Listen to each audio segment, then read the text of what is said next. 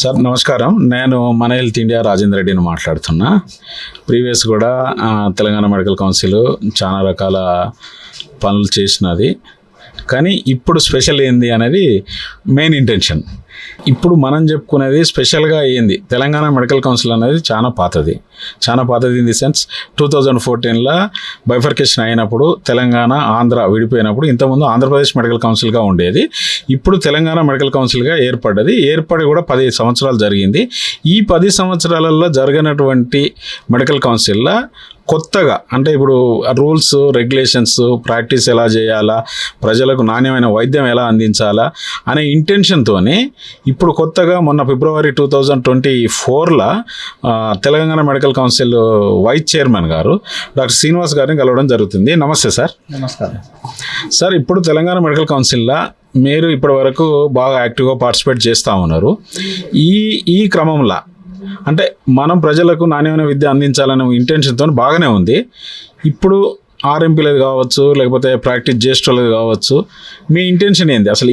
దేని కొరకు ఇప్పుడు వాళ్ళందరినీ మనం రైట్ చేయడం కానీ, వాళ్ళను అంటే విద్య అంటే ప్రాక్టీస్ చేయకుండా కానీ, లేదంటే కేసులు వేయడం కానీ దేని కొరకు జరుగుతుంది ఒక్కసారి చెప్పండి ప్లీజ్. మెయిన్గా ఏంటంటే Telangana state medical council it is regulatory body. ఎట్లా అంటే బోత్ క్వాలిఫైడ్ డాక్టర్లు రెగ్యులేట్ చేయడంతో పాటుగా అన్క్వాలిఫైడ్ వాళ్ళని రెగ్యులేట్ చేసేటువంటి రెగ్యులేటరీ అథారిటీ ఏంటంటే Telangana state medical council. So Telangana state medical council లోపల మోడర్న్ మెడిసిన్ ప్రాక్టీస్ చేయాలంటే కనుక డెఫినెట్గా ఎంబీబీఎస్ డిగ్రీ అయిపోయిన వాళ్ళు పూర్తి స్థాయిలో మన దగ్గర తెలంగాణ స్టేట్ మెడికల్ కౌన్సిల్ లోపల రిజిస్ట్రేషన్ చేసుకోవాలి. యాజ్ పర్ ఎన్ఎంసీ ఇప్పుడు ఉన్నటువంటి నేషనల్ మెడికల్ కమిషన్ గైడ్లైన్స్ ప్రకారం కావచ్చు, గతంలో ఉన్న మెడికల్ కౌన్సిల్ ఆఫ్ ఇండియా గైడ్లైన్స్లో కానీ రిజిస్ట్రేషన్ చేసుకున్న తర్వాత మాత్రమే మోడర్న్ మెడిసిన్ ప్రాక్టీస్ చేయాలని చెప్పేసి క్లియర్గా మన రెగ్యులేషన్స్ ఉన్నాయి. సో అది నెంబర్ 1. తర్వాత ఇంకా మీరు అన్నారు ఫంక్షన్స్ ఏంది, what is the medical council functions ఏ రకంగా చేస్తారనేది మీరు అడుగుతూ ఉన్నారు. సో నేను main it is a quasi judiciary body. So court it is like a కోర్టులో ఎట్లయితే మనకు ఉంటుందో అదే రకంగా quasi judiciary body is medical council. So దీంట్లో ethical and malpractice committee ఉంటుంది, యాంటీ కేటగిరీ కమిటీస్ ఉంటాయి.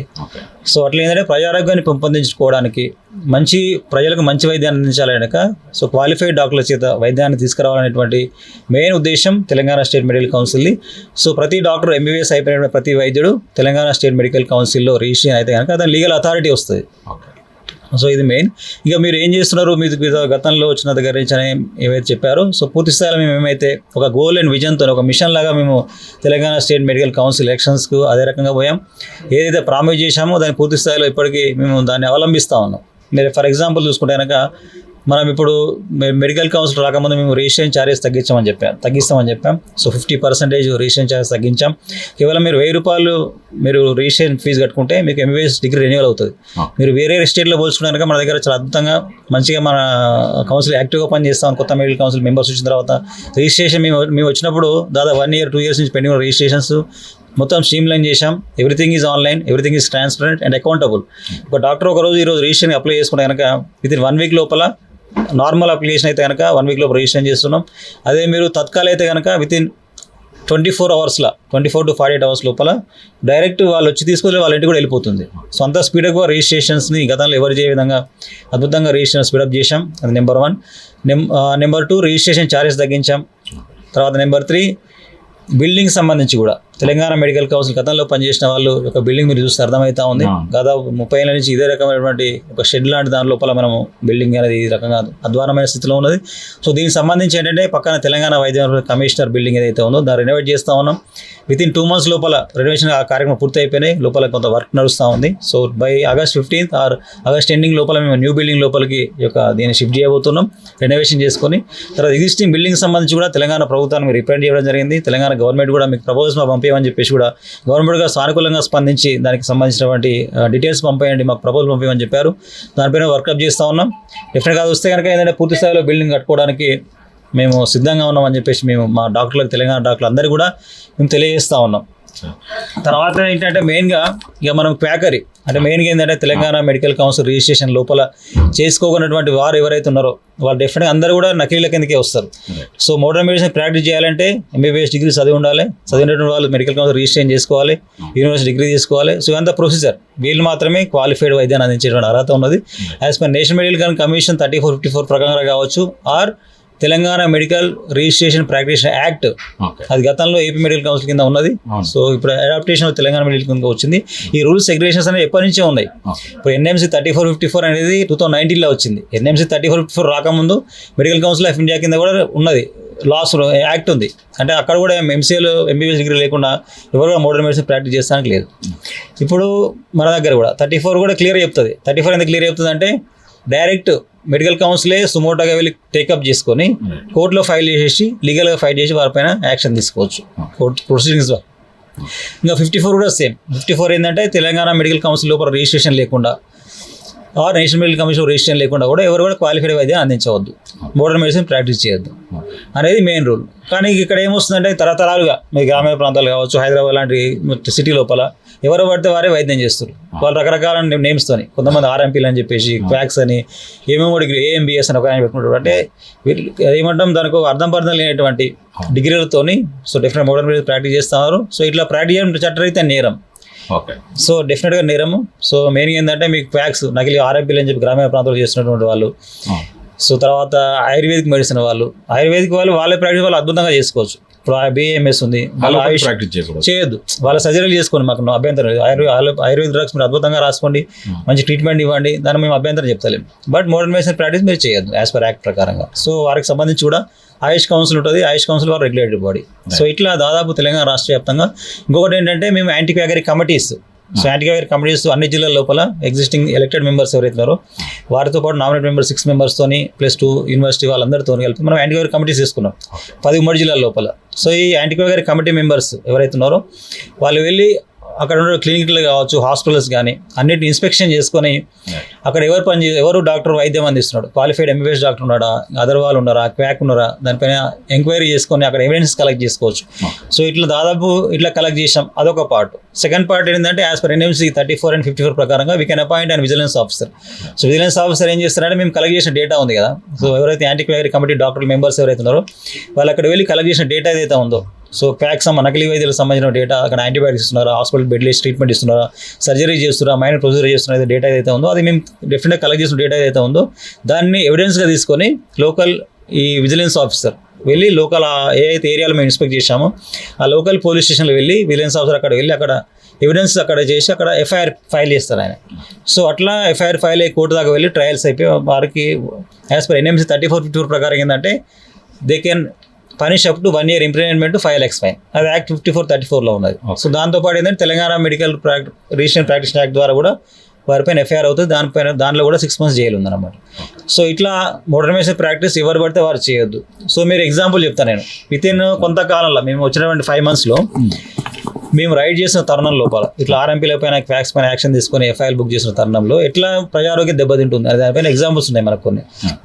మీరు రీసెంట్గా ఈ 1 week 10 days బ్యాకే సూర్యాపేటలో 7 months ప్రెగ్నెంట్ లేడీని ఏ రకంగా వారు మామిడి తోట తీసుకుపోయి మన ఎంబీబీఎస్ డాక్టర్స్ అలోపతి డాక్టర్ దగ్గర రిజెక్ట్ చేశారు, ఈ టైంలో మీరు అబార్షన్ చేసుకోవద్దని చెప్పేసి. కాకపోతే ఈ క్వాక్ ఏం చేశారు, మామిడి తోటలు తీసుకుపోయి అక్కడ అబార్షన్ చేశారు 7 months ప్రెగ్నెంట్ లేడీకి. సో అది కరెక్ట్ టైం కాదు, ఆ టైంలో మనం చేయొద్దు. సో హెవీ బ్లీడింగ్ అయిపోయి మీరు తెలుసు చనిపోయారు, దురదృష్టకరం చాలా. సో డెఫినెట్గా ఏదో ప్రజలు ఆలోచన చేయాలి, అసలు ఎవరు చేయాలి వైద్యము, మోడర్న్ మెడిసిన్ వైద్యం ఎవరు చేయాలి దానిపైన ఒక ఎగ్జాంపుల్ ఏమి కాదు, అది పెద్ద చాలా మంచి ఎగ్జాంపుల్. ప్రాణాలు కోల్పోయింది పాపం. ఓకే, ఇంత మోడర్న్ మెడిసిన్ అయిపోయి కొత్త మెడికల్ వచ్చిన తరుణం లోపల ఇంత ఎంబీబీఎస్ డాక్టర్లు బయటకు వస్తున్న ఈ స్టేజ్లో కూడా అలాంటివి జరగడం దురదృష్టకరం. సో డెఫినెట్గా దానిపైన పూర్తి స్థాయిలో శిక్షించాలని చెప్పేసి కూడా మేము డిమాండ్ చేస్తూ ఉన్నాం. సో దాంతోపాటు ఏంటంటే ఇంకా మీకు యాంటీబయాటిక్స్ వాళ్ళ ఇష్టం, అది రేషనల్ యూజ్ ఆఫ్ యాంటీబయాటిక్స్ అంటే ఒక ఇన్ఫెక్షన్ వచ్చిందంటే ఆ ఇన్ఫెక్షన్ సంబంధించి ఏమి యాంటీబయాటిక్ ఇవ్వాలనే రేషనల్ యూజ్ ఆఫ్ యాంటీబయాటిక్స్ కావచ్చు, రేషనల్ యూజ్ ఆఫ్ డ్రగ్స్ కానీ. సో అట్లా ఇర్రేషనల్గా వాళ్ళు ఇది వస్తే దానికి యాంటీబయాటిక్ పెట్టాలి, గ్లూకోజ్ కలపాలి, ఇచ్చేస్తున్నారు, ఇష్టం కూడా ఇస్తున్నారు.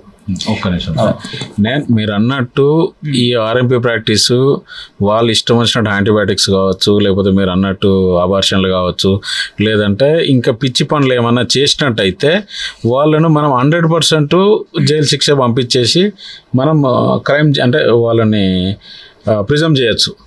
కానీ ఇక్కడ జరిగేది ఏంటంటే సార్, కొంతమంది ఆర్ఎంపీలు అట్లా చేయకపోవచ్చు, కొంతమంది చేసిరు, వాళ్ళ మీద చర్యలు తీసుకునే సంతోషమే. కానీ మన దగ్గర ఉన్నటువంటి బిఎంఎస్ కావచ్చు, ఏది హోమియోపతి కావచ్చు, లేదా ఈ మధ్య కాలంలో సార్ అంటే ఈ మీకు ఎప్పుడు పోస్ట్ కోవిడ్ తర్వాత ఫార్మ్ డి పిల్లలు కూడా దే ఆర్ డ్యూటీ డాక్టర్గా, దే ఆర్ డిఎంఓగా అంటే డ్యూటీ మెడికల్ ఆఫీసర్గా దే ఆర్ వెరీ యాక్టివ్గా వర్క్ చేస్తున్నారు. కానీ ఈ వర్క్ చేసే బిఎంఎస్, బిహెచ్ఎంఎస్, ఫార్మ్ డి వాళ్ళు మన అల్లోపతి డాక్టర్ల దగ్గరనే డిఎంఓగా చేస్తారు. దీనికి అల్లోపతి డాక్టర్లను పనిష్ చేద్దామా లేకపోతే వాళ్ళని పనిష్ చేద్దామా ఒక్కసారి చెప్పండి క్లియర్గా. డెఫినెట్గా అండి. ఇప్పుడు మేము ఎవరైతే గతంలో మేము స్టార్టింగ్ ఇన్స్పెక్షన్ హైదరాబాద్లో చేసాం ఏప్రిల్లో హైదరాబాద్ మనం మల్టీ స్పెషాలిటీ కార్పొరేట్ హాస్పిటల్లో చేస్తున్నప్పుడు కొన్ని హాస్పిటల్స్ లోపల ఫార్మ్ డి వాళ్ళే కంప్లీట్గా డ్యూటీ డాక్టర్లో చేస్తూ ఉన్నారు. సో ఫార్మ్ డి వాళ్ళు ఇవ్వాల్సింది ఏంటంటే డ్యూటీ డాక్టర్లో డిఎంఓగా వాళ్ళు పనికిరారు. దే ఆర్ ఓన్లీ ఏమైనా అడ్వాన్స్గా రియాక్షన్లు వస్తాయి దాన్ని రిపోర్ట్ చేయడానికి, తర్వాత రేషనల్గా యాంటీబయాటిక్స్ పోతున్నాయి లేదా, డోసెస్ కరెక్ట్ ఉందా లేదా అనే సరే ప్రిస్క్రిప్షన్ ఆడిట్ మాత్రమే వాళ్ళు చేయాలి.